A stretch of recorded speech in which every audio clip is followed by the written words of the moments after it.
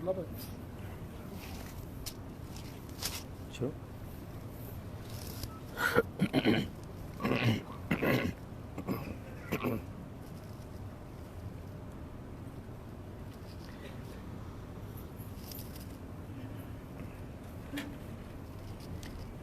الحمد للہ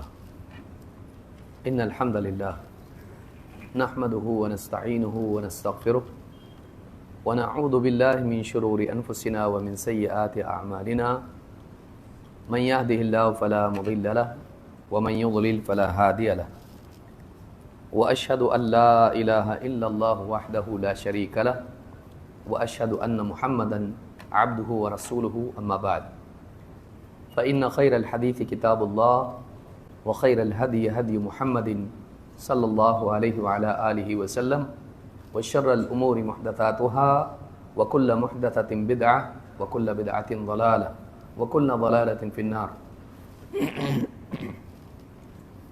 قال الله تبارك وتعالى يا أيها الذين آمنوا اتقوا الله حق تقاته ولا تموتن إلا وأنتم مسلمون.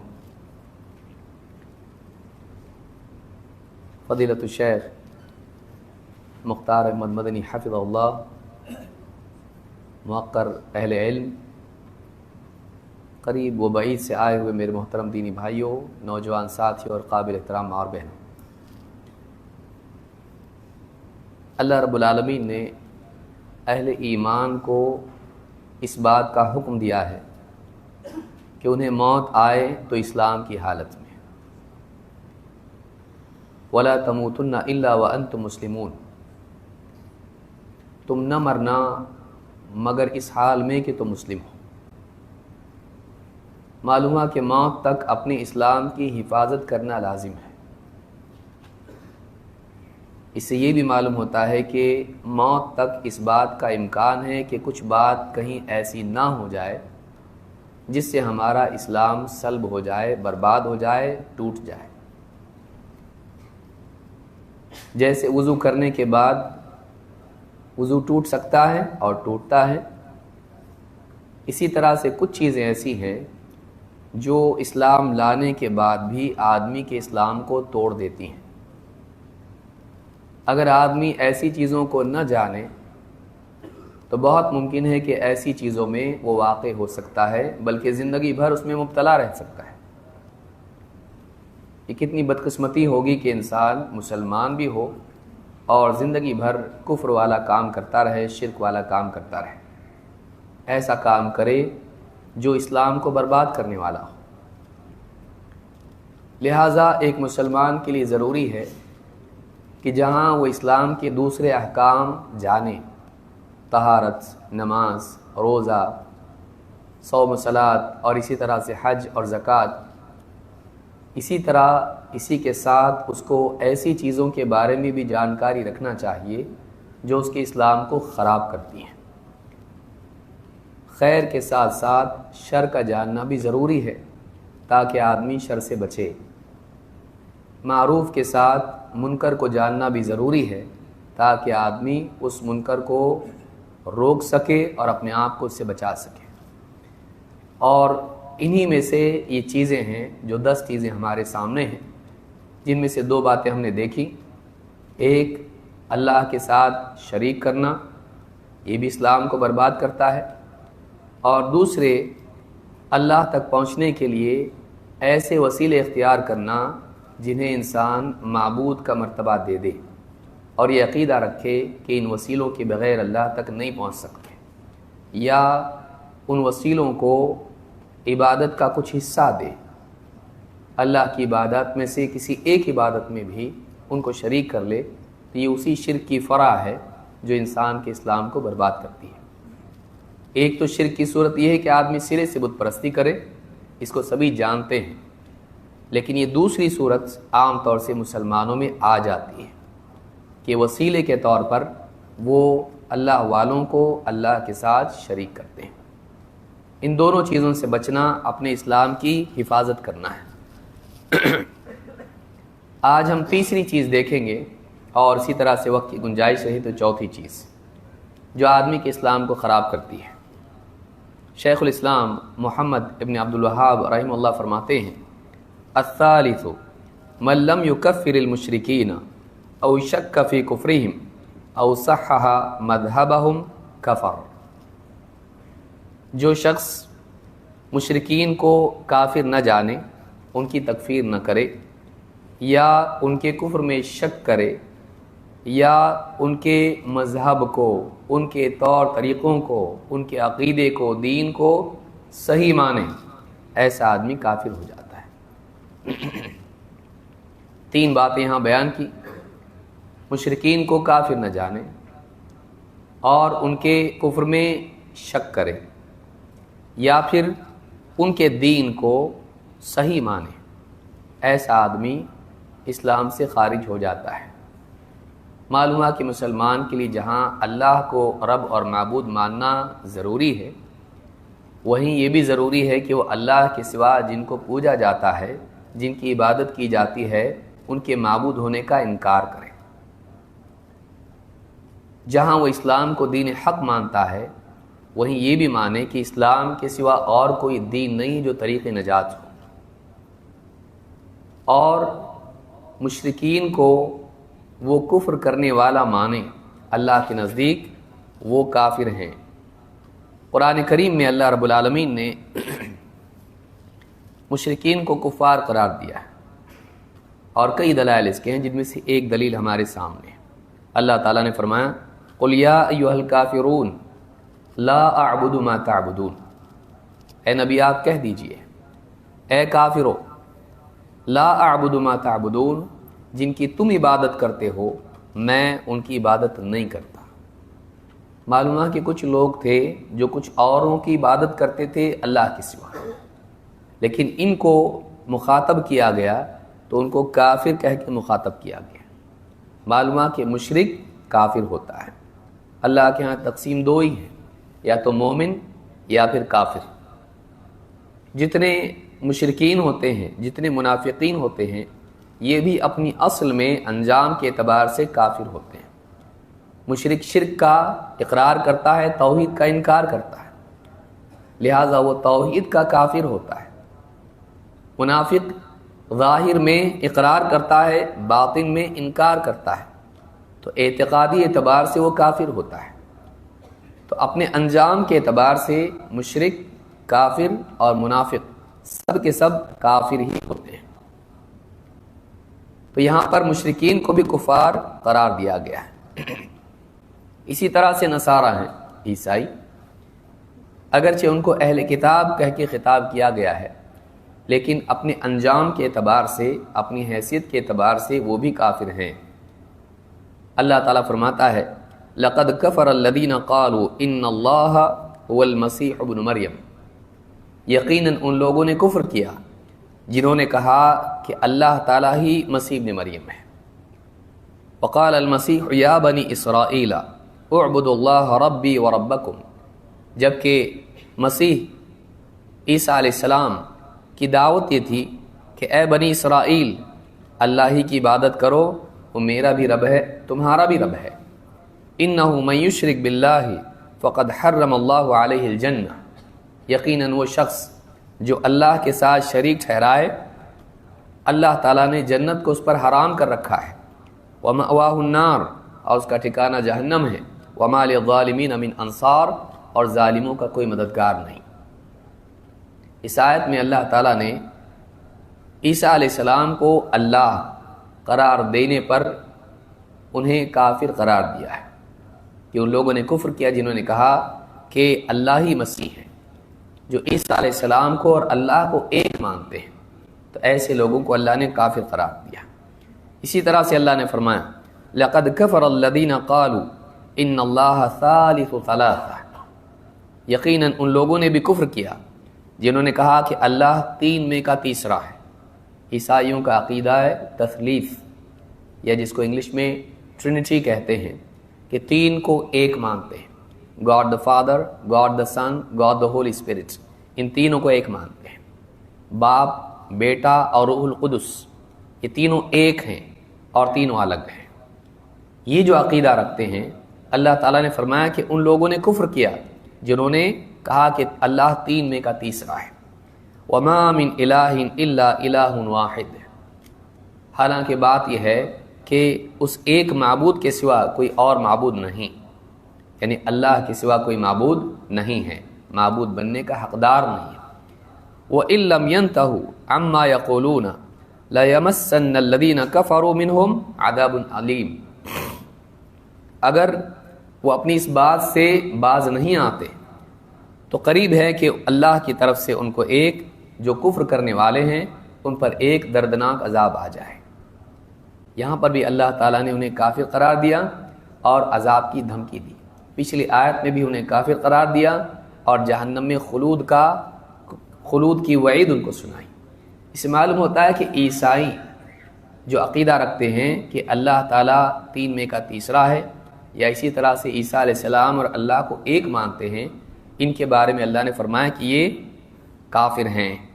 آج بعض لوگوں نے یہ بھی کہا نہیں ہم ان کو کافر نہیں کہہ سکتے ہیں، وہ اہل کتاب ہیں، لیکن صحیح بات یہ ہے کہ وہ بھی کافر ہیں۔ اللہ کے نبی صلی اللہ علیہ وسلم کی حدیث بھی اس کی تائید میں آتی ہے، آگے ہم اس کو بھی دیکھیں گے۔ تو یہاں پر جس کو قرآن میں سنت میں کفر اور کافر قرار دیا گیا ہے، اس کو کافر نہ ماننا یہ انسان کو خود کافر بنا دیتا ہے۔ قرآن و سنت کی دلیل سے جس کو کافر قرار دیا گیا ہے، اگر آدمی اس کو کافر نہ مانے تو ایسا آدمی اسلام سے نکل جاتا ہے۔ یہاں یہ شبہ ہو سکتا ہے کہ وہ تو اللہ کو مانتے ہیں، پچھلے نبیوں کو مانتے ہیں، اہل کتاب اللہ نے ان کو کہا ہے، اسلام لانے کے لیے، مسلمان قرار پانے کے لیے شہادتین کا اقرار لازم ہے، اشہد ان لا الہ الا اللہ و اشہد ان محمد رسول اللہ۔ جب تک کہ آدمی اس گواہی کا اقرار نہ کرے، یہ گواہی نہ دے، وہ مسلمان قرار نہیں پاتا۔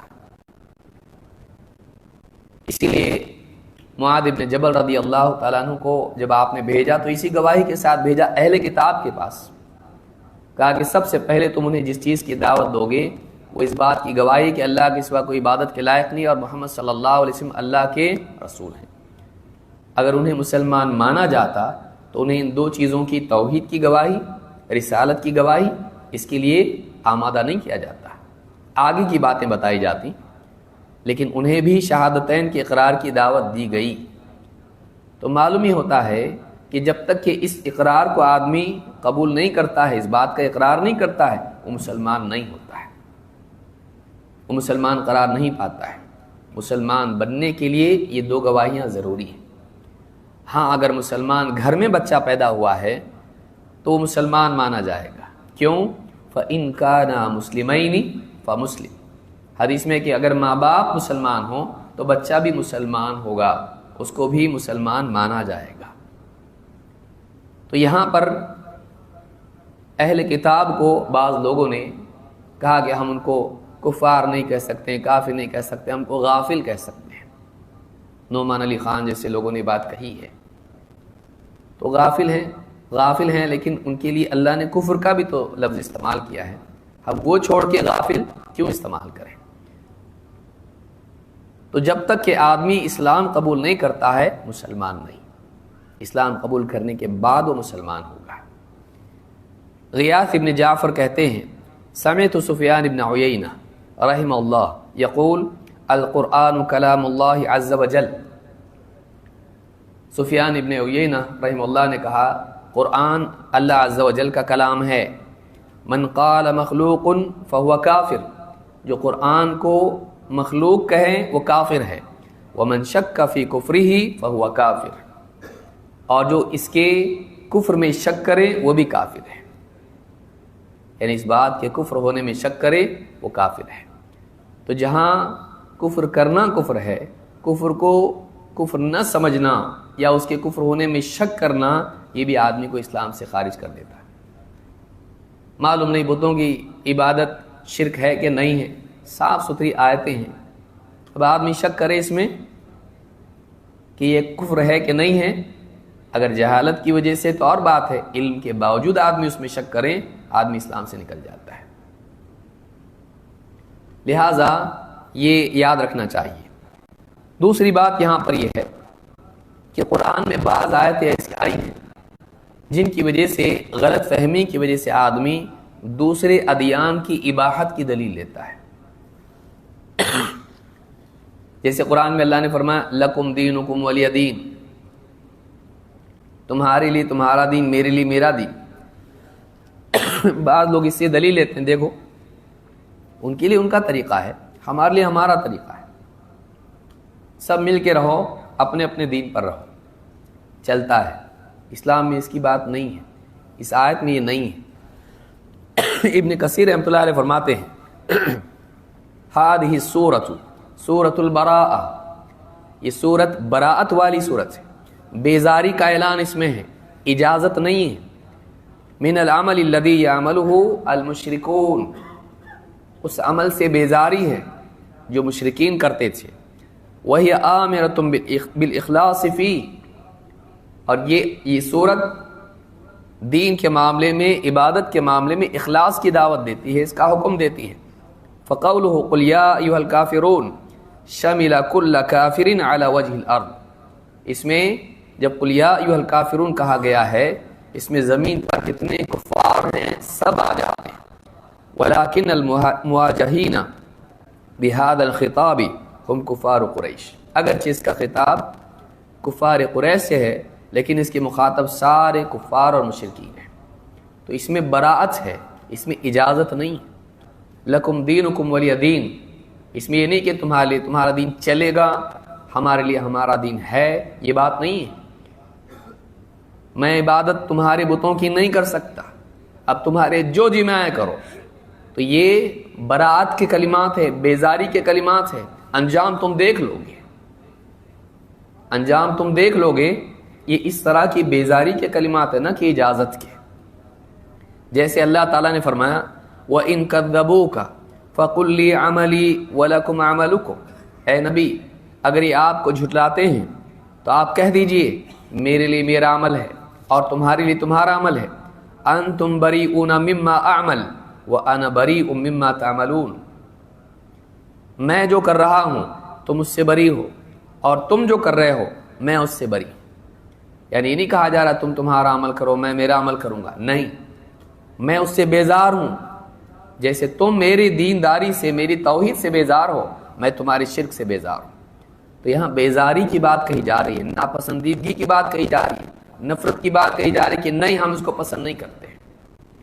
مشرکین سے، کفار سے احسان کا سلوک کرنا ایک الگ چیز ہے. اسلام ہمیں سکھاتا ہے ارحموا من فی الارض یرحمکم من فی السماء، تم زمین والوں پر رحم کرو، آسمان والا تم پر رحم کرے گا. نہ صرف کفار و مشرکین بلکہ جانوروں کے ساتھ بھی اچھا سلوک ہے. صرف مسلمانوں سے نہیں، کفار و مشرکین کے ساتھ بھی احسان سکھایا گیا ہے. لیکن ان کا جو دین ہے اس دین سے بیزاری ہونا چاہیے، اس دین سے بیزاری ہونا چاہیے. اس کو آدمی صحیح قرار نہیں دے سکتا ہے کہ وہ بھی چلتا ہے. آدمی عقیدہ نہیں رکھ سکتا ہے کہ اس کی گنجائش رکھے کہ وہ بھی جائز ہے، نہیں جائز ہے. ان کے لیے جائز ہے، نہیں، کسی کے لیے شرک جائز نہیں ہے. چونکہ وہ مسلمان نہیں ہے لہٰذا وہ پوجا کر سکتے ہیں اللہ کے سوا کسی اور کی، نہیں، ان کے لیے اجازت نہیں ہے. تو جو آدمی اس کو کفر نہ جانے بلکہ اس کو حلال جانے، ایسا آدمی اسلام سے خارج ہو جاتا ہے. یہ وہ گناہ ہے، وہ برا ہے، وہ غلط ہے، وہ جائز نہیں ہے. اسی طرح سے اہل کتاب کے طور طریقوں کو، چاہے انہیں کتاب دی گئی ہو، آدمی اس کی اجازت مانتا ہو، ایسا آدمی بھی اسلام سے نکل جاتا ہے. کہ ان کے لیے گنجائش ہے وہ تورات کے مطابق عمل کریں، ان کے لیے گنجائش ہے وہ انجیل کے مطابق چلیں. وہ موسیٰ علیہ السلام کی پیروی کرتے ہیں، عیسیٰ علیہ السلام کی، وہ بھی تو نبی تھے نا، تو چل جائے گا، سارے نبی تو نبی ہیں. اور آیت پیش کرے لا نفرق بین احد من رسلی، ہم رسولوں میں تفریق نہیں کرتے ہیں کہ ان کی مت مانو. ہم نہیں بول سکتے کہ اگر وہ ان کی مان رہے تو وہ بھی چلے گا، وہ بھی اللہ کی طرف سے تھے، نہیں. اب ان کی رسالت، ان کی شریعت منسوخ ہو چکی ہے. وہ اللہ کے ہاں رسول باقی ہیں لیکن اب ان کی شریعت پر عمل نہیں چلے گا. اور صرف ان پر ایمان میں کفایت کافی نہیں، اب محمد صلی اللہ علیہ وسلم کو بھی رسول ماننا ضروری ہے. اگر سارے رسولوں کو مانتا ہے لیکن محمد صلی اللہ علیہ وسلم کو نہیں مانتا ہے، ایسا آدمی مسلمان نہیں ہوگا اور نجات نہیں پائے گا. آپ کے آنے کے بعد پہلے اور بات تھی، لیکن آپ کی بعثت کے بعد اور آپ کی خبر پہنچنے کے بعد اب اس پر حجت تمام ہو گئی، اب اس کے لیے لازم ہو گیا کہ آپ کو رسول مانیں۔ اللہ کے نبی صلی اللہ علیہ وسلم فرماتے ہیں والذی نفس محمد بیدہ، اس ذات کی قسم جس کے ہاتھ میں محمد کی جان ہے، لا يسمع بی احد من هذه الامة یہودی ولا نصرانی، میری امت میں سے کوئی یہودی یا کوئی نصرانی میرے بارے میں سنے ثم يموت ولم يؤمن بالذی ارسلت به، کسی حال میں مر جائے کہ مجھ پر ایمان نہیں رکھتا تھا جو میرے ساتھ بھیجا گیا ہے، دین، شریعت، احکام، عقیدہ، علم، قرآن اور وحی جو میرے ساتھ بھیجی گئی ہے، اس پر ایمان نہ لائے، الا کان من اصحاب النار، تو ایسا آدمی جہنمیوں میں ہوگا۔ میری امت میں سے یہودی اور نصرانی، یہاں شبہ یہ ہوتا ہے کہ آپ کی امت میں سے ہیں وہ؟ ہاں، امت میں دو حصے ہیں، آپ کی امت میں دو حصے ہیں، ایک وہ ہے جو امت دعوت ہے اور دوسری امت استجابت ہے۔ ایک وہ لوگ ہیں جن کی طرف دعوت دے کر آپ کو بھیجا گیا، اس میں کفار، مشرکین، یہود و نصارہ سب ہیں، اور پھر وہ لوگ ہیں جنہوں نے آپ کی دعوت قبول کی، تو یہ واقعی آپ کی امت استجابت ہے، اور جب بھی علی الاطلاق امت کہا جائے گا تو اس سے مراد یہ لوگ ہوں گے جو مسلمان ہیں۔ تو میری امت میں سے یعنی جن کی طرف مجھے بھیجا گیا ہے، ان میں سے یہودی نصرانی اگر میرے بارے میں سنیں اور پھر ایمان نہ لائیں اور اسی حال میں مر جائے تو جہنم میں جائے گا۔ تو معلوم ہوا کہ ان کے لیے بھی لازم ہے کہ وہ محمد عربی صلی اللہ علیہ وسلم کی پیروی کریں، یہ نہیں کہہ سکتے کہ ان کے لیے ان کا دین کافی ہے۔ اگر وہ قبول نہیں کرتے ہیں وہ بھی کافر ہیں، مشرکین اگر قبول نہیں کرتے ہیں کافر ہیں۔ اللہ کے رسول کی بات نہ ماننا آدمی کو اسلام سے نکال دیتا ہے۔ اگر کوئی آدمی مسلمان ہے لیکن اللہ اور اس کے رسول کی بات کا انکار کر دے وہ اسلام سے نکل جاتا ہے۔ اللہ تعالیٰ فرماتا ہے قل اطیعوا اللہ والرسول فإن تولوا فإن اللہ لا يحب الکافرین، اے نبی آپ کہہ دیجئے اللہ کی مانو اور اس کے رسول کی مانو، اور اے نبی اگر یہ پیٹھ دکھا کے نکل جاتے ہیں، قبول نہیں کرتے ہیں، بات نہیں مانتے ہیں، فإن اللہ لا يحب الکافرین، تو جان لیجیے کہ اللہ تعالیٰ کافروں کو پسند نہیں کرتا۔ یہاں اللہ تعالیٰ نے اللہ اور اس کے رسول کی نہ ماننے کو کفر قرار دیا ہے۔ لہٰذا اگر کوئی آدمی کہے کہ ہم قرآن کو مانتے ہیں لیکن حدیث کو نہیں، حدیث 200 سال بعد لکھی گئی، اس میں ملاوٹ ہو گئی، معلوم نہیں نبی کا کلام ہے یا نہیں، یا اس سے آگے بڑھ کے کہے نبی کے ذمہ بس قرآن پہنچانا تھا تو اصل قرآن ہے، حدیث کوئی دلیل نہیں، اور علی الاطلاق سنت کا، حدیث کا انکار کرے، ایسا انسان اسلام سے نکل جاتا ہے، ایسا انسان بھی اسلام سے نکل جاتا ہے۔ اس باب میں جو بات آئی ہے کہ جو مشرکین کو کافر قرار نہ دے، ان کی تکفیر نہ کرے اور ان کے کفر میں شک کرے، تو ایسا آدمی بھی کافر ہے، یا ان کے مذہب کو صحیح قرار دے تو یہ بھی کافر ہے۔ شک کے معاملے میں علماء نے ایک بات کہی ہے کہ یہ علی الاطلاق ایک عمومی بات ہے کہ جو اسلام کے برخلاف چیزیں ہیں اور کفریہ اور شرکیہ چیزیں ہیں، ان کے کفر و شرک میں شک کریں دلیل کے باوجود تو ایسا آدمی کافر ہو جاتا ہے۔ یا یہود و نصارہ اور اسی طرح سے مشرکین اور کفار کے کفر میں شک کرے تو ایسا آدمی بھی اسلام سے خارج ہو جاتا ہے۔ لیکن کبھی ایسا ہو سکتا ہے کہ کسی ایک شخص کے بارے میں شک پیدا ہو جائے کہ اس کو کافر قرار دیں کہ نہ دیں، کسی وجہ سے، کہ شاید اس کو معلوم نہ ہو، شاید یہ جاہل ہو، شاید اس تک دین کی بات پہنچی نہ ہو۔ اگر اس طرح سے یا مجبوری میں اس نے ایسا کلمہ کہا ہو، یا معلوم نہیں یہی بات کہی تھی یا جملہ دوسرا تھا، اگر کوئی شرط پوری نہ ہوتی ہو تکفیر کی یا کوئی مانع ہو اس کی تکفیر میں، اس وجہ سے آدمی تذبذب میں ہو اور کسی کی تکفیر نہ کرے تو اس پر یہ زد نہیں پڑتی ہے کہ ایسا آدمی شک کر رہا ہے اس لیے بھی کافر۔ بعض اوقات لوگ خود کسی کو کافر قرار دیتے ہیں اور دوسرا آدمی جو اس بارے میں سوچ رہا ہوتا ہے کہ اس کو کافر قرار دیا جائے یا نہیں، اس پر دلیل اس کے سامنے آئی یا نہیں، حجت تمام ہوئی یا نہیں، تو میں اس بارے میں ابھی تردد میں ہوں، تو یہ اس کو بھی کافر قرار دے دیتا ہے۔ یہ نہیں ہونا چاہیے۔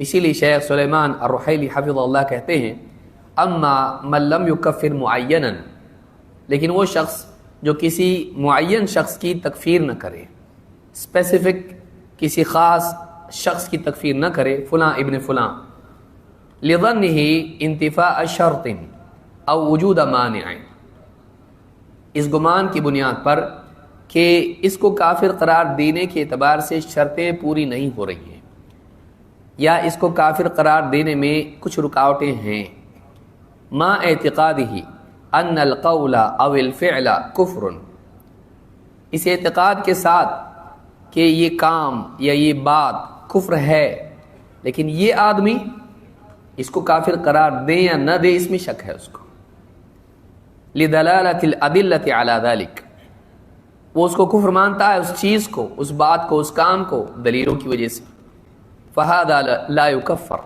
تو ایسے آدمی کو کافر قرار نہیں دیں گے، ولا یقال انہ نقض اسلامہ، اس کے بارے میں نہیں کہا جائے گا اس کا بھی اسلام ٹوٹ گیا کیونکہ اس نے شک کیا، اس نے تکفیر اس کی نہیں کی۔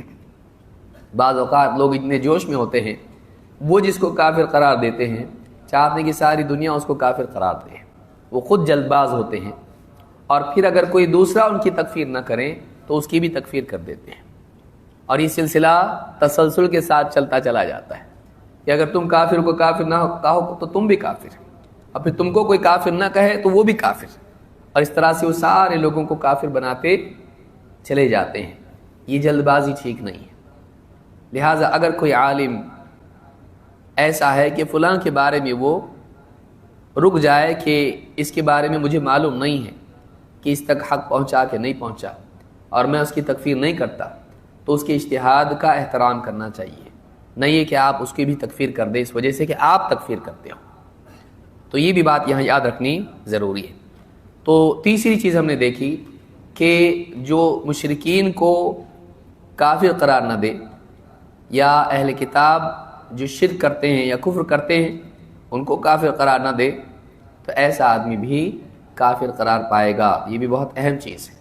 موجودہ دور میں جہاں رواداری کی باتیں بہت چل رہی ہے، سب کو لے کے چلو، خاص ملکوں میں اس طرح کے حالات بھی ہیں، تو ایسے وقت میں بعض اوقات مسلمانوں کی طرف سے ہم ایک چمن کے الگ الگ پھول ہیں والی باتیں بولی جاتی ہیں، اور سب ٹھیک ہیں، رنگ برنگے پھول ہیں اس چمن میں، کوئی فلاں ہے تو کوئی فلاں دین کا فالو کرنے والا، فلاں دین کا فالو کرنے والا ہے، اور اس چمن کی رونق ان قسم قسم کے رنگ برنگے پھولوں سے ہے۔ یعنی آپ اس کو صحیح مان کے چل رہے ہو کہ یہ بھی اچھا ہے، یہ بھی چمن کی زینت ہے۔ شرک کرنے والا، کفر کرنے والا، اللہ کے خلاف بولنے والا اور الگ الگ راستوں پر چلنے والا، یہ بھی چمن کی، یہ بھی باغ کی زینت ہیں۔ یہ عقیدہ صحیح نہیں ہے، بلکہ اسلام میں ہم کو یہی سکھایا گیا ہے کہ وَلَا تَمُوتُنَّ إِلَّا وَأَنْتُمْ مُسْلِمُونَ، تمہیں موت آئے تو اسلام آنی چاہیے۔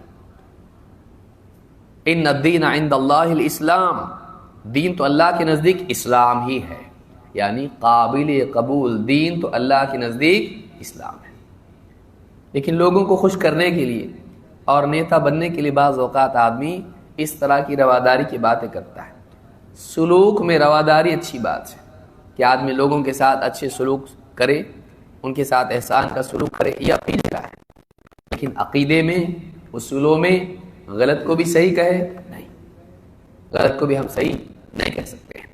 تو بعض ملکوں میں اس طرح کے حالات پیدا ہوتے ہیں، سیاسی حالات پیدا ہوتے ہیں، کمزور مسلمان ہوتے ہیں، اور پھر ایسے ملکوں میں مسلمان وہ ایسی باتیں کرنے لگتے ہیں جس سے شرک اور کفر بھی جائز اور خوشنما اور اچھا قرار پائے۔ یہ صحیح نہیں ہے، یہ آدمی کے خود عقیدے کو خراب کرنے والی چیز ہے اور خود اسے اسلام کے دائرے سے نکالنے والی چیز ہے۔ نمبر 4، باطل کی طرف تحاکم، باطل کی طرف تحاکم۔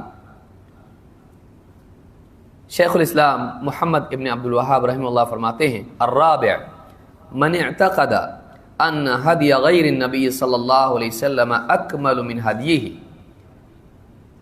چوتھی چیز یہ کہ جو شخص اس بات کا اعتقاد رکھے کہ اللہ کے نبی صلی اللہ علیہ وسلم کے علاوہ کسی اور کا طریقہ زیادہ کامل ہے، نبی کے مقابلے میں کوئی اور طریقہ زیادہ پرفیکٹ ہے، زیادہ بہتر ہے، او ان حکم غیرہ احسن من حکمہ، یا کسی اور کا فیصلہ یا کسی اور کا حکم اللہ کے نبی صلی اللہ علیہ وسلم کے حکم سے زیادہ بہتر ہے، فیصلے سے زیادہ بہتر ہے۔ کالذین یفضلون حکم الطواغیت علی حکمہ، جیسے وہ لوگ جو طواغیت کے احکام کو، فیصلوں کو، ان کے طور طریقوں کو آپ کے فیصلے اور طور طریقے اور آپ کے حکم پر فضیلت دیتے ہیں، زیادہ بہتر بتاتے ہیں، وہ کافر، ایسا آدمی کافر ہے۔ جو آدمی یہ مانے کہ نبی کے فیصلے سے دوسرا فیصلہ بہتر ہے، نبی کی سنت سے دوسرے کا طریقہ بہتر ہے، نبی کے حکم سے دوسرے کا حکم زیادہ بہتر ہے، اسلام کی کسی بات سے دوسروں کی بات زیادہ اچھی ہے۔ دیکھو عیسائیوں میں کتنا اچھا ہے، ان کا طریقہ اپنے سے اچھا ہے، اسلام میں جو ہے اس سے بہتر ان کا ہے۔ دیکھو کفار اور مشرکین، دیکھو عیسائی، یا دیکھو انگریز، یا دیکھو امریکہ والے، ان کا طور طریقہ کتنا اچھا ہے، اسلام سے بھی اچھا ہے، مسلمانوں سے بھی اچھا ہے۔ اگر علی الاطلاق اس طرح سے کہتا ہے، اسلام کے مقابلے میں، اسلام کے طرز حیات کے مقابلے میں کسی اور قوم یا دین یا کسی اور علاقے یا لوگ ان کے بارے میں بتاتا ہے، وہ زیادہ بہتر ہے، اللہ اور اس کے رسول کی بات سے بہتر اس کی بات ہے۔ قرآن میں یہ بات بیان کی، لیکن اس سے اچھا اس نے بیان کیا ہے اس بات کو، حدیث آئی ہے لیکن اس سے بہتر فلاں نے اس کو سمجھایا ہے، قرآن میں یہ قصہ ہے لیکن بائبل میں اس سے اچھا ہے، نعوذ باللہ۔ اگر اس طرح سے فضیلت دیتا ہے اللہ کے مقابلے میں، رسول کے مقابلے میں، اللہ اور اس کے رسول کے فیصلے، اللہ اور اس کے رسول کے کلام کے مقابلے میں کسی اور کو فضیلت دیتا ہے اور کہتا ہے یہ اس سے بہتر ہے، تو ایسا آدمی اسلام سے خارج ہو جاتا ہے۔ ہدی کا معنی عربی زبان میں سیرت اور ہیئت اور طریقے کے ہوتا ہے، طرز حیات، راستہ، طریقہ زندگی۔ نبی کریم صلی اللہ علیہ وسلم کا طریقہ سارے طریقوں میں سب سے بہتر ہے، اللہ کا کلام سارے کلاموں میں سب سے بہتر ہے۔ اللہ کے نبی صلی اللہ علیہ وسلم اپنے خطبوں میں کہا کرتے تھے، ان اصدق الحدیث کتاب اللہ، سب سے زیادہ سچی بات اللہ کی بات ہے، وَأَحْسَنَ الْهَدِيِ هَدْيُ مُحَمَّدٍ صلی اللہ علیہ وسلم، اور سارے ہدی، سارے طریقوں میں سب سے بہترین طریقہ محمد صلی اللہ علیہ وسلم کا طریقہ ہے۔ امام نسائی اور ابن ماجہ نے اس کو روایت کیا ہے۔ اسی طرح سے مسلم کے الفاظ ہیں، فَإِنَّ خَيْرَ الْحَدِيثِ کتاب اللہ، سب سے بہترین بات اللہ کی کتاب ہے، قرآن، وَخَيْرُ الْهُدَى هُدَى مُحَمَّد، اور سب سے بہترین خدا گائیڈنس کو کہتے ہیں، ہدی اور طریقے اور اسوا کو کہتے ہیں۔ اسوا عملی ہوتا ہے اور ہدا قول سے ہوتی ہے، تو سب سے بہترین ہدا، رہنمائی، محمد صلی اللہ علیہ وسلم کی رہنمائی ہے۔ تو چاہے قول سے ہو یا عمل سے ہو، سب سے بہترین گائیڈنس اور سب سے بہترین ماڈل، آئیڈیل محمد صلی اللہ علیہ وسلم ہے۔ اگر اس سے بہتر کسی اور کو مانتا ہے کہ نبی کے طریقے سے بہتر فلاں کا طریقہ ہے، نبی صلی اللہ علیہ وسلم کی تعلیمات سے بہتر فلاں کی تعلیمات سے، یا قرآن میں یہ بات آئی ہے لیکن سائنس میں ایسا ہے، وہ زیادہ صحیح لگتا ہے، عقل میں بیٹھتا ہے، عقل میں بات آتی ہے، قرآن کی بات نہیں آتی ہے۔ نبی صلی اللہ علیہ وسلم کی حدیث ہے لیکن اس کے مقابلے میں فلاں کی بات زیادہ مناسب لگتی ہے۔ اگر ایسا آدمی مانتا ہے تو ایسا آدمی اسلام سے نکل جاتا ہے۔ تو جو اللہ اور اس کے رسول کی بات پر کسی اور کو فضیلت دے اور نبی کریم صلی اللہ علیہ وسلم کی کہ اسوا کے مقابلے میں کسی اور اسوا کو، آپ کے دین کے مقابلے میں کسی اور دین کو بہتر مانے، ایسا آدمی اسلام سے خارج ہو جاتا ہے۔ اللہ تعالیٰ فرماتا ہے، لَقَدْ كَانَ لَكُمْ فِي رَسُولِ اللَّهِ أُسْوَةٌ حَسَنَةٌ، تمہارے لیے ہمارے اس رسول کی زندگی میں بہترین نمونہ موجود ہے۔ بہترین نمونہ رسول میں موجود ہے۔ آپ کے مقابلے میں کسی اور کو آئیڈیل بنا لیں اور اس کو بہتر قرار دیں تو ایسا آدمی اسلام سے خارج ہو جاتا ہے۔ لہٰذا ایک مسلمان کو بہت احتیاط کرنا چاہیے، بلکہ آپ کے مقابلے میں پچھلے انبیاء کو بھی اسوہ نہیں بنا سکتے۔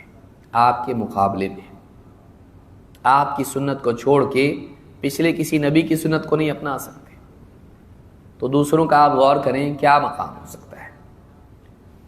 جابر بن عبداللہ رضی اللہ تعالیٰ عنہ کہتے ہیں ان عمر بن الخطاب رضی اللہ عنہ اتى رسول اللہ صلی اللہ علیہ وسلم بنسخۃ من التوراۃ۔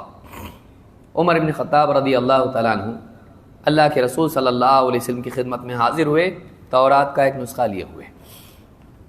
فقال یا رسول اللہ هذه نسخۃ من التوراۃ، کہا اللہ کے رسول یہ تورات کا نسخہ ہے۔ فسکت، آپ خاموش رہے۔ فجعل یقرأ، حضرت عمر پڑھنے لگے۔ ووجہ رسول اللہ صلی اللہ علیہ وسلم یتغیر، اور اللہ کے رسول صلی اللہ علیہ وسلم کا چہرہ متغیر ہونے لگا۔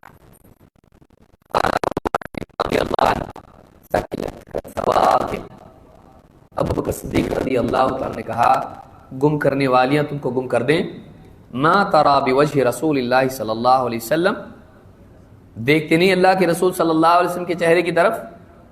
فنظر عمر الى وجہ رسول اللہ صلی اللہ علیہ وسلم، تو عمر بن خطاب رضی اللہ تعالیٰ نے اللہ کے نبی صلی اللہ علیہ وسلم کے چہرے کو دیکھا۔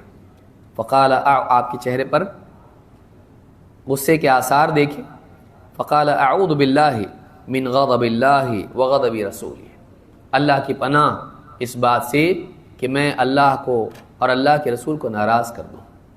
رضینا باللہ ربا وبالاسلام دینا وبمحمد نبیا، ہم راضی ہو گئے اللہ کے رب ہونے پر، اسلام کے دین ہونے پر، اور محمد صلی اللہ علیہ وسلم کے نبی ہونے پر۔ فقال رسول اللہ صلی اللہ علیہ وسلم والذی نفس محمد بیدہ، اس ذات کی قسم جس کے ہاتھ میں محمد کی جان ہے، لو بدا لکم موسیٰ فاتبعتموہ وترکتمونی لضللتم عن سواء السبیل، اگر آج موسیٰ علیہ السلام بھی ظاہر ہو جاتے تمہارے سامنے اور تم ان کی پیروی کرنے لگ جاتے، مجھے چھوڑ کر تم ان کے پیچھے چلنے لگ جاتے، لضللتم عن سواء السبیل، تو سیدھے راستے سے بھٹک جاتے۔ وَلَوْ كَانَ حَيًّا وَأَدْرَكَ نُبُوَّتِي لَاتَّبَعَنِي، اگر وہ خود بھی زندہ ہوتے اور میری نبوت پاتے تو وہ بھی میری اتباع کرتے۔ اس حدیث کو امام احمد اور امام الدارمی نے روایت کیا اور سیاق دارمی کا ہے، اور حدیث حسن درجے کی ہے۔ اس حدیث سے بات معلوم ہوتی ہے کہ محمد الرسول اللہ صلی اللہ علیہ وسلم کے مقابلے میں کسی اور نبی، موسیٰ علیہ السلام جنہیں اللہ نے اتنے سارے معجزات دیے، جنہیں اللہ نے اپنا نبی اور رسول بنایا، اللہ نے ان سے کلام کیا اور انہیں اتنی ساری فضیلتوں سے نوازا، وہ بھی اگر محمد صلی اللہ علیہ وسلم کو چھوڑ کے ان کے پیچھے آدمی چلتا ہے، ایسا آدمی بھی گمراہ ہو جائے گا۔ آج ساری شریعتیں منسوخ ہیں، اب نبی کریم صلی اللہ علیہ وسلم ہی کا طریقہ چلے گا۔ اسی لیے امام ابن تیمیہ رحمۃ اللہ علیہ فرماتے ہیں اما وجوب اتباع القائل فی کل ما یقول، یہ بات کہ کسی قائل کے تمام اقوال کو قبول کرنا لازم ہو۔ کوئی آدمی اعتقاد رکھتا ہے کہ فلاں شخصیت کے تمام اقوال قبول کر لینا لازم ہے، امام ابو حنیفہ، امام الشافعی، امام مالک، امام احمد بن حنبل یا کوئی اور عالم، ان کے سارے اقوال اور فتاوی قبول کرنا لازم ہے۔ اگر یہ اعتقاد کوئی رکھتا ہے من غیر ذکر دلیل یدل علی صحت ما یقول، جبکہ اس کے قول کے صحیح ہونے کے لیے کوئی صحیح دلیل مذکور نہ ہو، اگر اس کی بات دلیل کی روشنی میں صحیح ہے تب تو ٹھیک، لیکن بغیر کسی دلیل کے اس بات کا اعتقاد رکھے کہ فلاں کی ساری باتیں ماننی لازم ہیں، فلیس بصحیح، کہتے ہیں یہ صحیح نہیں ہے۔ بل هذه المرتبة هي مرتبة الرسول، بلکہ یہ مرتبہ تو رسول صلی اللہ علیہ وسلم کا مرتبہ ہے، التی لا تصلح الا لہ، اور یہ مرتبہ آپ کے سوا کسی اور کے لیے ٹھیک نہیں ہے، یہ مرتبہ آپ کے سوا کسی اور کے لیے لائق نہیں ہے، یہ صرف ایک شخصیت کے لیے ہے جن کی ساری باتیں صحیح ہوتی ہیں۔ لیکن آپ کے مقابلے میں کوئی آدمی کہے کہ یہ طریقہ ہمارے لیے ہے اور ہم اس پر چلیں گے، یہ جائز نہیں ہے۔ کوئی باپ دادا کا طریقہ اپنائیں نبی کے مقابلے میں، کوئی پیر صاحب کا طریقہ اپنائیں، کوئی کسی مجتہد کا طریقہ اپنائیں، کوئی سماج کے طور طریقوں کو اپنائیں، تو یہ جائز نہیں ہے۔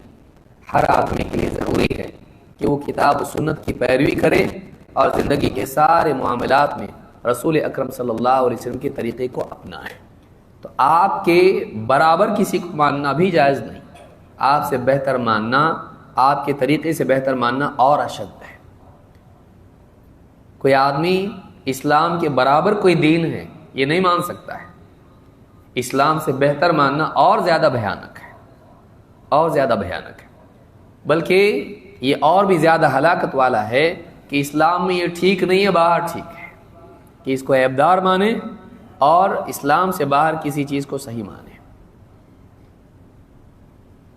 کئی چیزیں اسلام کے احکام کے بارے میں لوگ اعتراض کرتے ہیں کہ اسلام میں یہ ٹھیک نہیں، یہ نہیں ہونا چاہیے تھا۔ دوسروں کے ہاں دیکھو کتنا اچھا ہے، عیسائیوں کے ہاں دیکھو کیسا اچھا ہے، اپنے دین میں یہ چیز ٹھیک نہیں ہے۔ اسلام سے انسان کو یہ چیز نکال دیتی ہے۔ تفضیل تو بہت دور کی بات ہے، اسلام میں عیب نکالنا اسلام سے نکال دیتا ہے۔ اسلام کی کسی چیز کو غلط بول دینا آدمی کو اسلام سے نکال دیتا ہے۔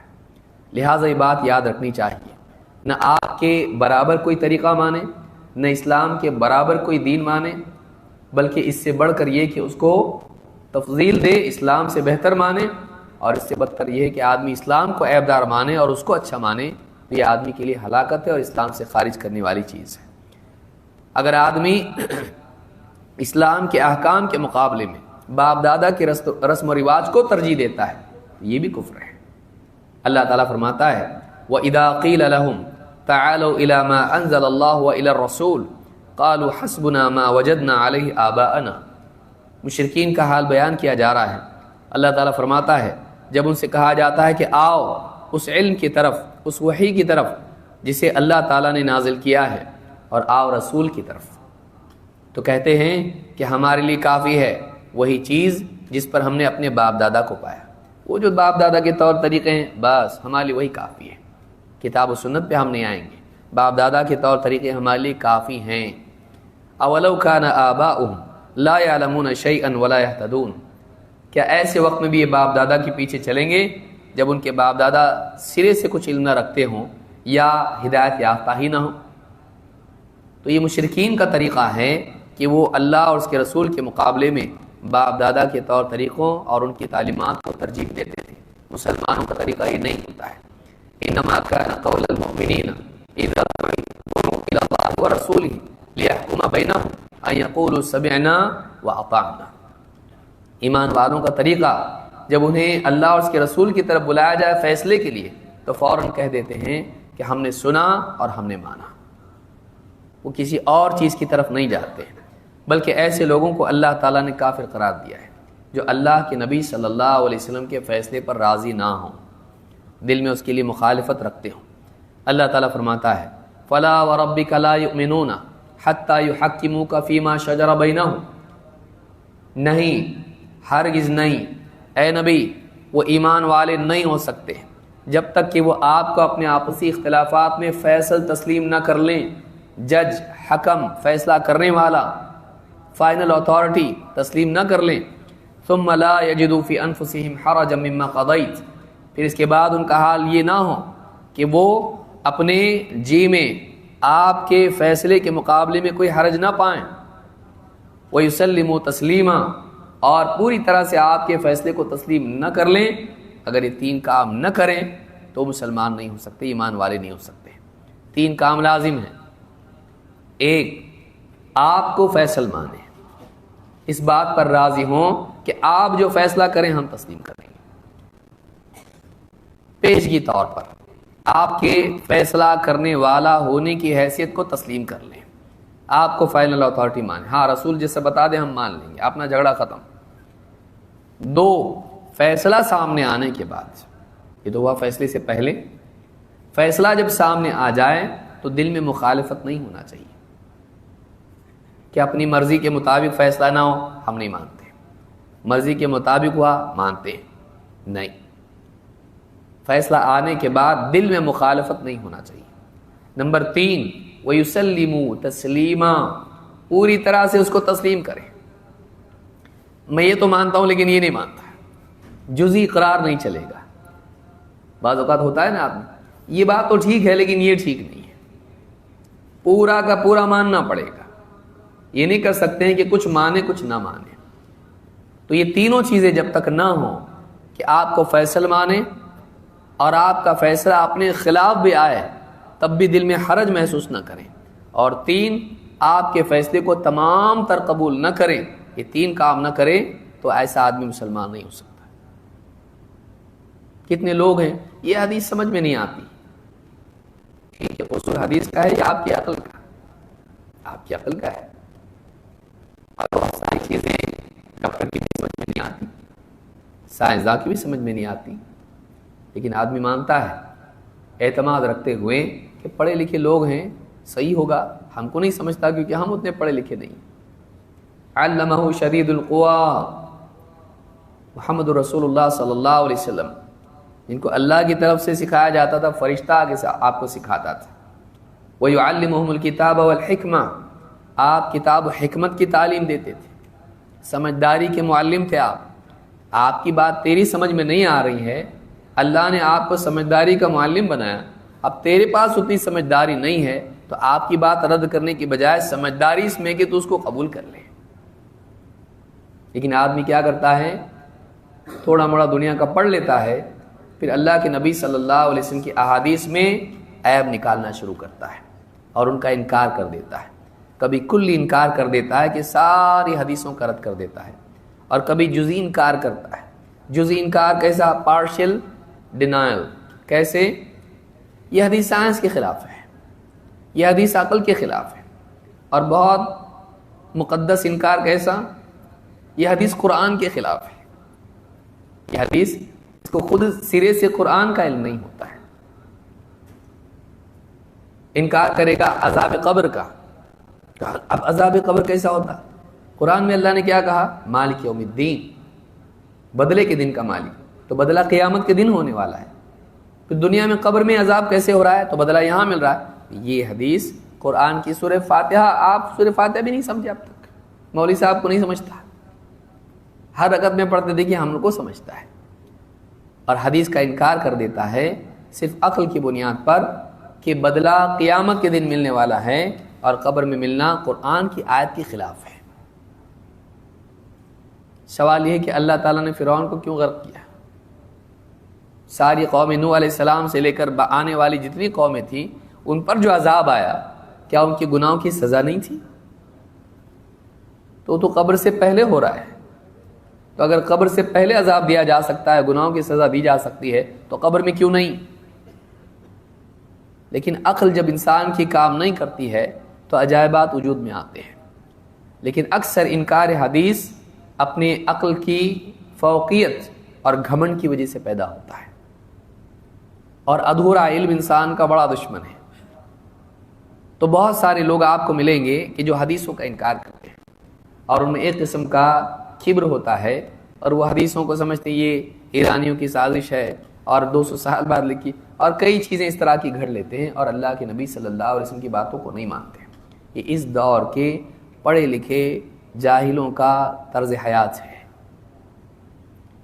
تو کبھی بھی اگر عقل میں نہ آئے بات کتاب و سنت کی، انکار نہیں کرنا چاہیے، انکار نہیں کرنا چاہیے۔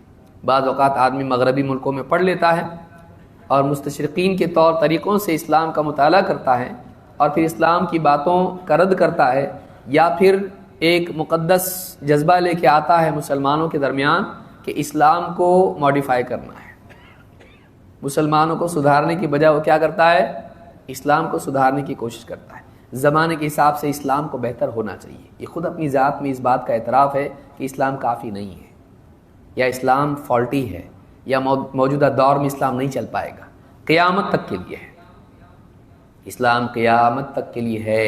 اس کی دلیل تاریخی شاہد اور آج ہمارے دور میں ہے کہ آج جتنے بھی طرز حیات دنیا میں چل رہے ہیں لوگ اس سے تنگ آ چکے ہیں، اور مغربی تہذیب کے ماننے والوں میں ایک بڑا طبقہ ہے جو اس سے تنگ آ کر واپس اسلام کی طرف آ رہا ہے، جس میں مرد بھی ہیں عورتیں بھی ہیں، کیونکہ انہوں نے سب دیکھ لیا اس گندگی کو۔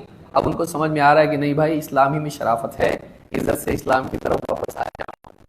اسلام ہی ہمارے حقوق کا، ہماری عقل، ہمارے جذبات، ہماری خاندانی زندگی کی حفاظت اور بقا اسی میں ہے۔ اس لیے بڑا طبقہ آپ دیکھیں گے، پڑھے لکھے ہیں وہ بھی، ان پڑھ لوگ بھی نہیں ہیں، بڑے بڑے سیلیبریٹیز ہیں، ڈاکٹرز ہیں، سائنٹسٹ ہیں، وہ مسلمان ہو رہے ہیں۔ کیوں؟ اس لیے کہ ان کو سمجھ میں آ گیا، انہوں نے سب دیکھ لیا، اسلام سے اچھا کچھ نہیں، برابر ہی کچھ نہیں، اچھا تو بہت دور کی بات ہے۔ لیکن جہالت میں اگر کوئی آدمی کسی اور دین کو، کسی اور طریقے کو، کسی اور بات کو ترجیح دے، ایسا آدمی اسلام سے نکل جاتا ہے۔ اللہ تعالیٰ فرماتا ہے افحکم الجاہلیت یبغون ومن احسن من اللہ حکما لقوم یوقنون، کیا جاہلیت کا حکم چاہتے ہیں، جاہلیت کا فیصلہ چاہتے ہیں؟ ومن احسن من اللہ حکما لقوم یوقنون، یقین کرنے والوں کے لیے اللہ سے بہتر فیصلہ کرنے والا کون ہو سکتا ہے؟ معلوم ہے کہ سب سے بہترین فیصلہ وہ ہے جو اللہ کی طرف سے آئے، اور جاہلیت کا فیصلہ وہ ہے جو کتاب و سنت سے ہٹ کے ہو۔ وہ سارے طرز حیات، وہ سارے اصول، وہ سارے قوانین جو اسلام کے برخلاف ہوں، اسلام کے علاوہ، اسلام کی مخالف ہوں، ایسے سارے احکام جو ہیں، یہ قوانین اور طرز حیات، یہ سب کا سب جاہلیت کا فیصلہ ہے۔ اسلام میں اس کی گنجائش نہیں ہے۔ اللہ تعالیٰ فرماتا ہے وَمَن لَّمْ يَحْكُم بِمَا أَنزَلَ اللَّهُ فَأُولَٰئِكَ هُمُ الْكَافِرُونَ، جو اللہ کے نازل کیے ہوئے کے مطابق فیصلہ نہ کریں یہ کافر ہیں۔ جو اللہ کے نازل کیے ہوئے کے مطابق، یعنی اللہ نے جو شریعت، جو احکام نازل کیے ہیں اس کے مطابق فیصلہ نہ کرے تو ایسا شخص کافر ہے۔ علماء نے یہاں تفصیل بیان کی ہے اور یہ سمجھنا بہت ضروری ہے۔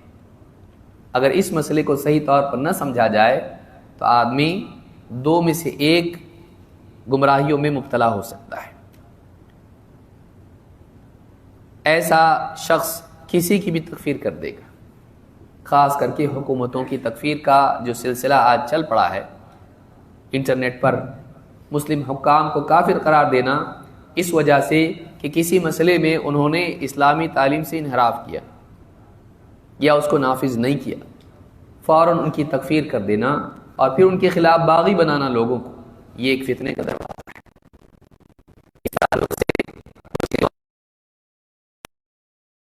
پہلو ہیں، دونوں کو ہم کو سمجھنا ضروری ہے۔ عطا رحمہ اللہ فرماتے ہیں قولہ ومن لم يحكم بما انزل الله فاولئك هم الكافرون، اللہ تعالیٰ کا فرمان جو اللہ کے نازل کیے ہوئے کے مطابق فیصلہ نہ کرے یہ کافر ہیں۔ ومن لم يحكم بما انزل الله فاولئك هم الظالمون، جو اللہ کے نازل کیے ہوئے کے مطابق فیصلہ نہ کرے یہ ظالم ہیں۔ ومن لم يحكم بما انزل الله فاولئك هم الفاسقون، جو اللہ کے نازل کیے ہوئے کے مطابق فیصلہ نہ کریں یہ فاسق ہیں۔ کہتے ہیں کفر دون کفر وفسق دون فسق وظلم دون ظلم، یہ کفر سے چھوٹا کفر ہے اور فسق سے چھوٹا فسق ہے اور ظلم سے چھوٹا ظلم ہے۔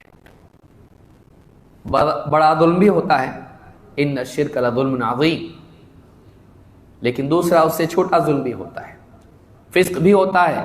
ففسق عن امر ربہ، ابلیس کے بارے میں کہا اپنے رب کے حکم سے نکل بھاگا، اسلام کی اللہ کے حکم سے ہی فرار اختیار کیا، اس نے نہیں مانتا، انکار، خروج، اللہ کے حکم سے باہر نکل جانا۔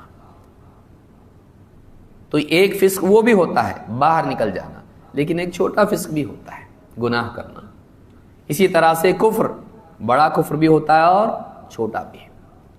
بڑے کفر سے آدمی اسلام سے نکل جاتا ہے، چھوٹے کفر سے آدمی اسلام سے نکلتا نہیں ہے۔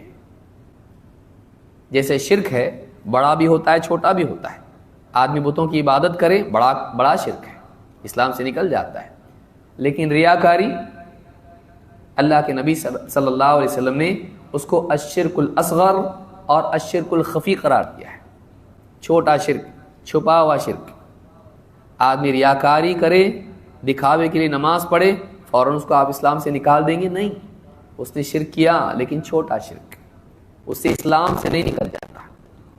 یہ اگر مسئلہ آدمی کو معلوم نہ ہو تو آدمی سب اسلام سے نکالنا شروع کر دے گا۔ ایک دوسرا بڑا مسئلہ ہے جس میں اس امت کا سب سے پہلا گمراہ فرقہ خوارج مبتلا ہوا، اور انہوں نے جب حضرت علی نے کہا، حضرت علی رضی اللہ تعالیٰ عنہ اور حضرت معاویہ رضی اللہ تعالیٰ عنہ دونوں کے درمیان صلح کے لیے جب صورت بنی اور کہا گیا کہ یہاں سے دو حکم، یہاں سے دو حکم، یہاں سے دو فیصلہ کرنے والے، وہاں سے دو فیصلہ کرنے والے آئیں، اور پھر اس کے بعد میں جس فیصلے پر وہ راضی ہو جائیں دونوں بھی راضی ہو جائیں گے، اور دونوں اس کے لیے تیار ہو گئے۔ خوارج نے کہا وَمَن لَّمْ يَحْكُم بِمَا أَنزَلَ اللَّهُ فَأُولَٰئِكَ هُمُ الْكَافِرُونَ۔ یہ خلافت کے معاملات ہیں، آپ لوگ کیسے حکم کے فیصلے کو مان رہے ہو؟ آپس میں صلح کے لیے اپنے طور پر کیسے طے کر رہے ہو؟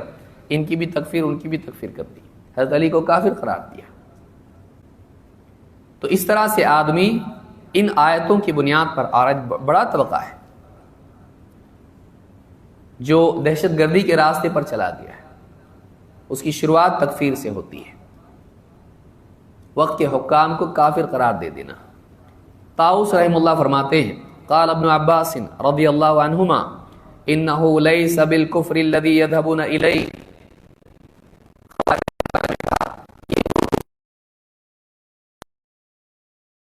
انہ لیس کفرا ینقل عن الملہ، یہاں وہ کفر مراد نہیں ہے جو آدمی کو ملت سے نکال دے، اسلام سے، دین سے نکال دے۔ ومن لم يحكم بما انزل اللہ فاولئک هم الکافرون، جو اللہ کے نازل کیے ہوئے حق کے مطابق فیصلہ نہ کریں وہ کافر ہیں۔ کفر دون کفر، یہ کفر سے چھوٹا کفر ہے جو اسلام سے باہر نہیں نکالتا ہے۔ امام حاکم نے اس کو روایت کیا۔ اسی طرح سے ابن عباس رضی اللہ تعالیٰ عنہ فرماتے ہیں قولہ ومن لم يحكم بما انزل اللہ فاولئک هم الکافرون، اللہ تعالیٰ نے فرمایا جو اللہ کے نازل کیے کے مطابق فیصلہ نہ کریں کافر ہیں۔ قال من جحد ما انزل اللہ فقد کفر، جو اللہ کے، یہاں یاد رکھیں، جو اللہ کے نازل کیے ہوئے کا انکار کر دے، ایسا آدمی کفر کا مرتکب ہوا۔ ومن اقر به ومن لم يحكم فهو ظالم فاسق، جس نے اس حکم کا اقرار کیا، اللہ کی شریعت کو مانتا ہے، اللہ کے فیصلے کو حق مانتا ہے، لیکن اس نے فیصلہ اس کے مطابق نہیں کیا تو یہ ظالم ہے، فاسق ہے، اسلام سے باہر نہیں ہوا۔ یہ اس سے ایک تفصیل معلوم ہوئی، اور اسی کو علماء نے اختیار کیا جو گہرا علم رکھنے والے ہیں۔ انہوں نے کہا کہ کوئی آدمی اگر اعتقاد رکھے کہ ایک حرام چیز حلال ہے، اپنے لیے ایک حرام کو حلال کر لے، استحلال کر لے، تو ایسا آدمی کافر ہوتا ہے۔ لیکن ایک آدمی حرام کو حرام مانتے ہوئے اس کا ارتکاب کریں وہ کافر نہیں ہوتا ہے۔ مثلا ایک آدمی شراب پیتا ہے، یہ مان کر کہ شراب پینا غلط نہیں ہے، اس کے سامنے بیان کیا اسلام میں شراب حرام ہے، ان کا پیسہ میرا، میں پی رہا ہوں، کسی کو تکلیف نہیں دیتا ہوں، کیوں، کیا ہے، میرے نزدیک یہ حلال ہے، میں اس کو غلط نہیں مانتا۔ ایسا آدمی اللہ کے فیصلے پر راضی نہیں ہے، وہ اللہ کے فیصلے کو جس کو اس میں حرام کیا گیا ہے فَهَلْ أَنْتُمْ مُنْتَهُونَ، رکنے کا حکم ہے، لیکن وہ اس کا انکار کر رہا ہے۔ اگر اللہ کے فیصلے کو نہیں مانتا ہے اور پیتا ہے تو ایسا آدمی فیصلے کا انکار کرنے کی وجہ سے کافر ہوگا، چاہے نہ پیے۔ کوئی آدمی کہے بھائی وہ اپنے پیسے سے پی رہا ہے نا، آپ کو کیا کرنا ہے، وہ آدمی اپنے پیسے سے شراب پی رہا ہے، آپ کا کیا بگڑتا ہے اس سے، پینے دو اس کو، اس کے لیے جائز ہے وہ۔ اگر آدمی اللہ کی حرام چیز کو حلال کر لے تو ایسا آدمی اسلام کے دائرے سے نکل جاتا ہے، یہ اعتقاد کے ساتھ نکلتا ہے۔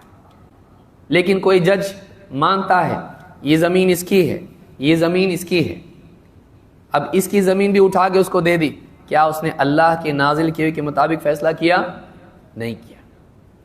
اللہ تعالیٰ نے فیصلہ کیا ہے بہنوں کا اتنا حصہ ہے جائیداد میں اور بھائیوں کا اتنا حصہ ہے، اب بیٹھے بھائی لوگ کہا کہ نہیں یہ بھی ہم ان کو بانٹ دیں گے، تم کو شادی میں سب کچھ دے دیا گیا تھا، تمہارے دہیج میں ہم نے دے دیا ہے، تمہارا حصہ تم کو نہیں دیں گے۔ انہوں نے فیصلہ کیا اللہ کے نازل کیے کے مطابق، نہیں، کیا کافر ہوئے؟ نہیں، گناہگار ہوئے، ظالم ہوئے، فاسق ہوئے۔ اگر انہوں نے اعتقاد یہ رکھا کہ ہم اللہ کا فیصلہ نہیں مانتے تو اسلام سے نکل جائیں گے، لیکن اللہ کا فیصلہ مانتے ہیں، صحیح ہے، لیکن ہمارے مسائل کیا کم ہیں؟ ہم کو پیسوں کی ضرورت زیادہ ہے، تمہارے شوہر ہے نا تم کو سنبھالنے کے لیے۔ اب ظلمن اگر ہتھیار لیں، انہوں نے اللہ کے فیصلے کے مطابق فیصلہ نہیں کیا لیکن وہ اس کو مانتے ہوئے اس سے انحراف کر رہے ہیں، یہ گناہگار ہوں گے، کافر نہیں ہوں گے، یہ فرق یاد رکھنا ضروری ہے۔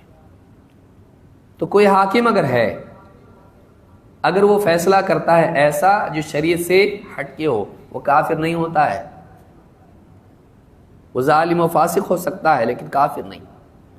لیکن بہت سارے دہشت گردی کے راستے پر جانے والے اسی آیت کو بنیاد بنا کر کہتے اب یہ کافر ہو گیا ہے، اس کے خلاف خروج واجب ہو گیا ہے، اور پھر ساری امت کو اس کے خلاف ورغلا کر اس کے خلاف خروج کی دعوت دیتے ہیں، یہ جائز نہیں ہے۔ تو یہ فرق یاد رکھنا ضروری ہے کہ ایک جج ہے، اگر وہ فیصلہ ایسا کرتا ہے جو شریعت کے خلاف ہے، یہ جانتے ہوئے کہ اللہ کا حکم صحیح ہے، میں غلط کر رہا ہوں، یہ غلط ہے لیکن میری مجبوری ہے، کسی کے دباؤ کی وجہ سے وہ غلط فیصلہ کرے، تو ایسا آدمی کافر نہیں ہوتا ہے، گناہگار ہوتا ہے۔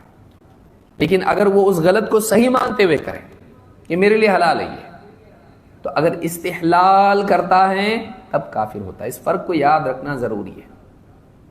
اگر حرام کو حلال مانتے ہوئے، باطل کو اپنے لیے جائز سمجھتے ہوئے، جائز قرار دیتے ہوئے اگر آدمی اس کو کرتا ہے تب وہ کافر ہوتا ہے، صرف عملی طور پر نہیں، ورنہ سارے گناہگار کافر ہو جائیں گے، سارے گناہگار کافر ہو جائیں گے۔ اسی طرح سے آپ دیکھیں عبداللہ ابن عباس رضی اللہ تعالیٰ عنہ کہتے ہیں وَمَن لَمْ يَحْكُمْ بِمَا أَنزَلَ اللَّهُ فَأُولَٰئِكَ هُمُ الْكَافِرُونَ، کہتے ہیں هِيَ بِهِ كُفْرٌ وَلَيْسَ كُفْرًا بِاللَّهِ وَمَلَائِكَتِهِ وَكُتُبِهِ وَرُسُلِهِ، کہ جو اللہ کے نازل کیے ہوئے کے مطابق فیصلہ نہ کرے تو ایسے لوگ کافر ہیں۔ اس کی تفسیر میں کہتے ہیں کہ اس سے کفر کے عمل کا ارتکاب ہوا ہے، کفر کا کچھ حصہ اس نے کیا ہے۔ وَلَيْسَ كُفْرًا بِاللَّهِ وَمَلَائِكَتِهِ وَكُتُبِهِ وَرُسُلِهِ، یہ ویسا نہیں ہے کہ آدمی اللہ کا، فرشتوں کا، کتابوں کا اور رسولوں کا انکار کرتے ہیں۔ اور ہِیَ بِهِ کفر کا جو کلمہ ہے یہ خود نبی کریم صلی اللہ علیہ وسلم نے بھی استعمال کیا ہے، یہ چھوٹے کفر کے لیے استعمال ہوتا ہے، بڑے کفر کے لیے نہیں۔ جیسے اللہ کے نبی صلی اللہ علیہ وسلم فرماتے ہیں اثنان فی الناس ہما بہم کفر، دو چیزیں لوگوں میں اب بھی باقی ہیں اور باقی رہیں گی، اور ہما بہم کفر، ان میں کفر کا کچھ شائبہ اور اثر اور اس کا حصہ کچھ پایا جائے گا۔ الطعن فی النسب والنیاحۃ علی المیت، کسی کے نسب پر طعن کرنا، کسی کے خاندان اور اس کے نسب پر طعن کرنا، اور میت پر نوحہ کرنا، ماتم کرنا۔ بتائیے اب کوئی میت پر ماتم کرے اسلام سے نکل گیا؟ کوئی کسی کو کہے تو اچھے خاندان کا نہیں ہے، اسلام سے نکل گیا؟ نہیں، یہ کفر کی، جاہلیت کی چیزوں میں سے ہے، اس سے آدمی اسلام سے نکلتا نہیں ہے، یہ جاہلیت کے آثار میں سے ہیں، لیکن یہ نہیں کہ آدمی سے اسلام سے نکل جاتا ہو۔ یہ صحیح مسلم کی حدیث۔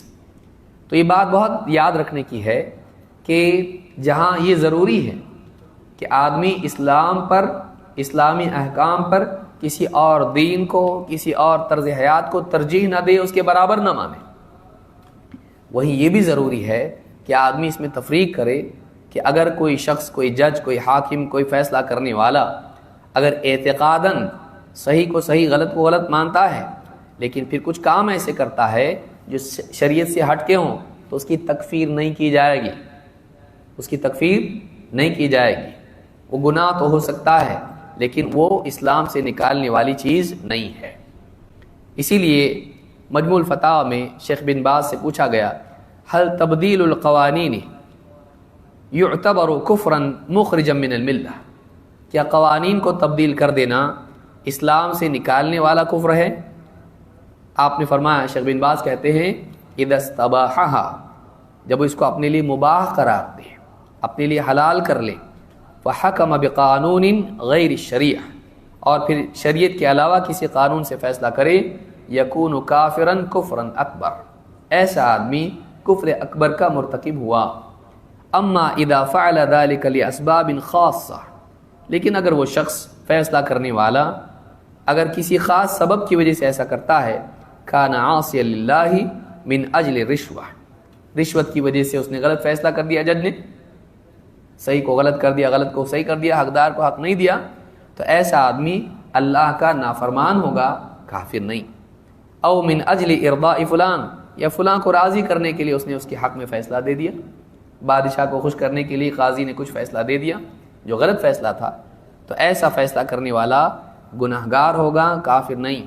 وَهُوَ يَعْلَمُ أَنَّهُ محرم، جبکہ اپنے دل میں مانتا ہے کہ جو میں نے جس چیز کو جائز قرار دیا ہے، یا جس چیز کو میں نے کام کیا ہے، جائز قرار دیا نہیں، جس چیز کو میں نے کیا ہے وہ حرام ہے، جبکہ وہ دل میں مانتا ہے کہ یہ حرام ہے، یکون کفرا دون کفر، ایسا کرنا یہ کفر سے کم تر کفر ہے۔ ہاں اگر اس کو جائز ہی قرار دے دے تو ایسا آدمی اسلام سے نکل جاتا ہے، حرام کو حلال قرار دے اسلام سے نکل جاتا ہے۔ مجموع فتاوی ابن باز جلد نمبر 28 صفحہ نمبر 147۔ تو یہ دو فرق یاد رکھنا ضروری ہے، اباحت کے ساتھ کسی چیز کو کرنا، حرام کو حلال کرنا، تب کافر ہوگا، صرف ارتکاب سے کافر نہیں ہوتا ہے۔ کسی گناہ کا کرنے والا اس کو کافر قرار دینا یہ خوارج کا طریقہ ہے۔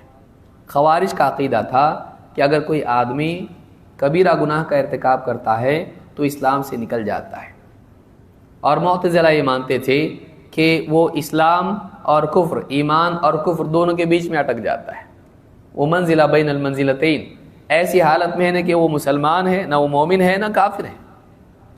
لیکن اہل السنہ کا یہ عقیدہ ہے کہ جب تک وہ استحلال نہ کرے، اگر گناہ کا ارتکاب کرتا ہے تو وہ عاصی ہے، گناہ گار ہے، کافر نہیں ہوتا ہے۔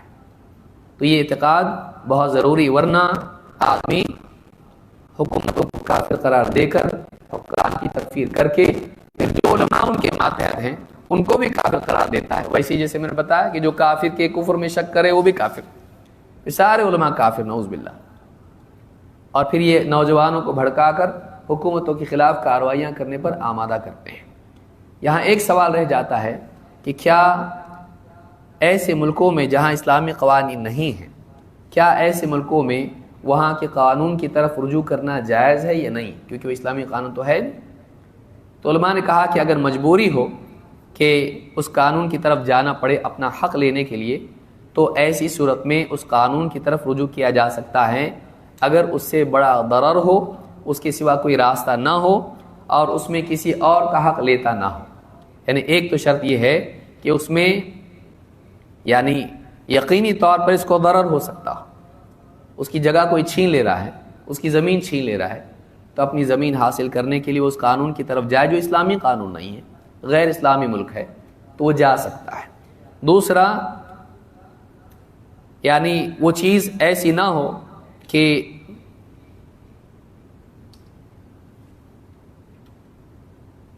یعنی ایک تو اس میں ضرر یقینی ہو، موہوم ضرر نہ ہو، شاید نقصان ہو نہ ہو، ایسا نہ ہو، یقینی طور پر ضرر اس میں ہوتا ہو، تو ایسی صورت میں آدمی اس کی طرف رجوع کر سکتا ہے، لیکن اس کو اپنے لیے حق اور حلال سمجھ کر نہیں، اسلام کا بدل سمجھتے ہوئے نہیں، اسلامی قانون کے اعتبار سے اس کے برابر سمجھتے ہوئے نہیں۔ اور دوسرا یہ کہ اس میں کسی اور کا حق لینے کے لیے ایسا نہیں کر سکتا کہ آدمی کیس کر دے کسی کے خلاف اور اس پر ظلم کر رہا ہو، اس پر اعتداء کر رہا ہو، اس کی چیز ہڑپ رہا ہو اور غیر اسلامی قانون کے طریقے سے وہ حاصل کر رہا ہو، یہ اس کے لیے جائز نہیں ہے۔ تو یہ اور اس کے پاس اس کے سوا اور کوئی راستہ نہ ہو تو ایسی صورت میں وہ کر سکتا ہے۔ تو یہ بھی علماء نے کہا ہے، بشرطے کہ اس بات کا اعتقاد رکھے کہ ہماری مجبوری ہے۔ جیسے مسلمان حبشہ گئے اور حبشہ کے قانون کے تحت وہ رہ رہے تھے، اس بادشاہ کے تحت وہ رہ رہے تھے، یا یوسف علیہ السلام تھے، وہ بادشاہ مسلمان نہیں تھا لیکن اس کے تحت وہ رہ رہے تھے، اور کہا کہ اجعلنی علی خزائن الارض، مجھے زمین کے جو خزانے ہیں اس پر ذمہ دار مقرر کرو. تو اس کی ماتحتی میں رہتے ہوئے انہوں نے اپنے لیے اس چیز کو حاصل کرنے کی بات کہی، پیشکش کی.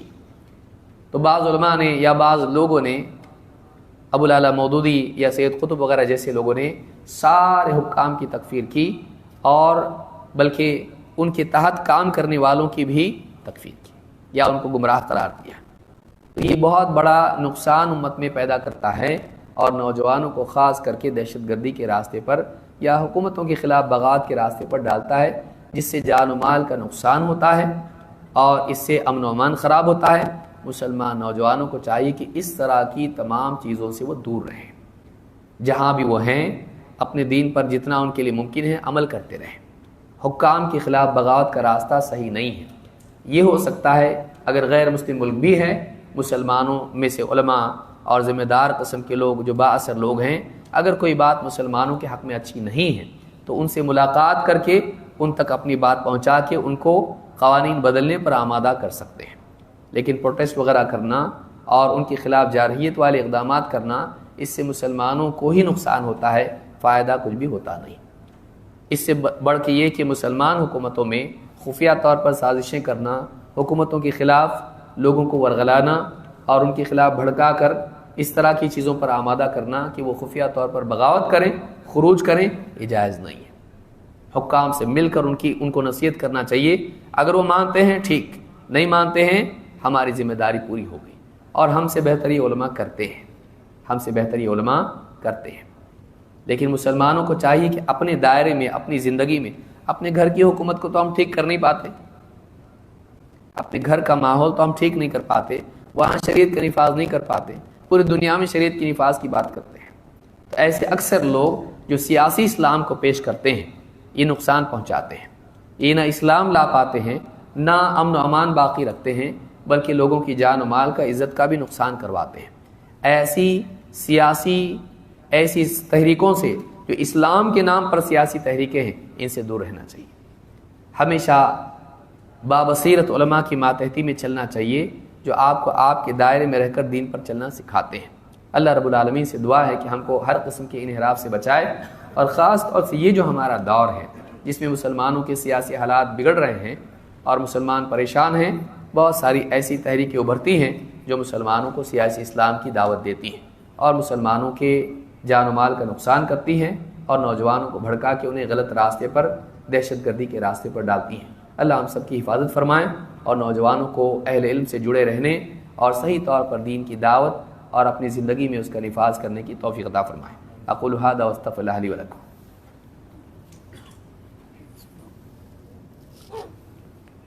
اللہ تعالیٰ شیخ محترم کو جزائے خیر عطا فرمائے. ایک اعلان سماعت فرما لیں کہ انشاءاللہ یہ پروگرام کل مغرب بعد سے شروع ہو جائے گا. کل مغرب بعد بھی رہے گا اور عشاء کے بعد بھی رہے گا. کل آخری دن ہے نواب اسلام کی شرح کا، تو مغرب بعد بھی درس ہوگا اور عشاء کے بعد بھی درس ہوگا.